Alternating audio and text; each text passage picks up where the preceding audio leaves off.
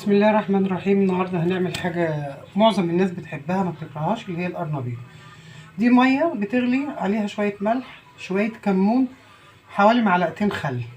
تمام. القرنبيط بتفصصيه او بتقطعيه بالحجم اللي انت عايزه كده اوكي، عايزه اكبر شويه زي كده اوكي. الاول شطفتها وبعدين بدأت لو في اي حاجه هنا سودا بتشيليها بالسكينه بالراحه، بتطلع معاكي وما فيهاش اي حاجه. بتبقى برضو خوفا من ان يكون فيها رمله او فيها اي حاجه. بسم الله الرحمن الرحيم. بنعمل الخلطه بتاعه القرنبيط: ملح وفلفل وكزبره وكمون وشويه كركم عشان يديله لون ذهبي، بيض. تمام. هقلب الحاجات دي مع طبعا في ملح. انا عامله بيضه واحده لاني انا هعمل كميه صغيره، وبعدين هبدا احط دقيق بالراحه.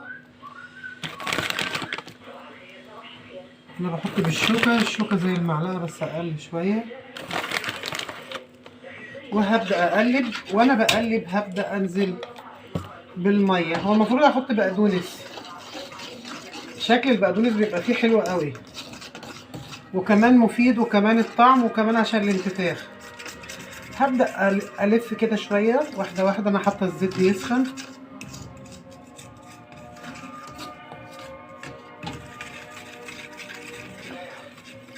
بحط ميه قليل بقليل. المفروض الخلطه ما تبقاش سايله وما تبقاش تخينه، تبقى ليها سمك.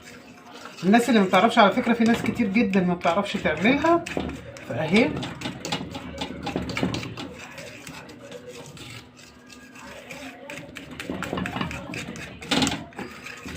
هي السمك كده بتاعها كويس جدا. بس انا هزود شويه دقيق عشان اقلي 3 4 حتت. هقلب وبعدين اجي لكم تاني.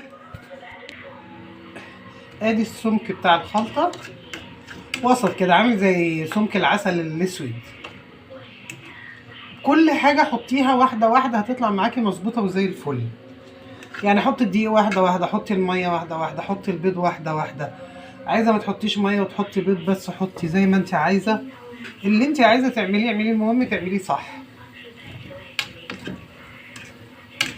طبعا مش عايزه اعمل صباعي متعور ووجعني، فمش عايزه احطه في اي حاجه عشان الملح والشطه. مش حاطه شطه حتى.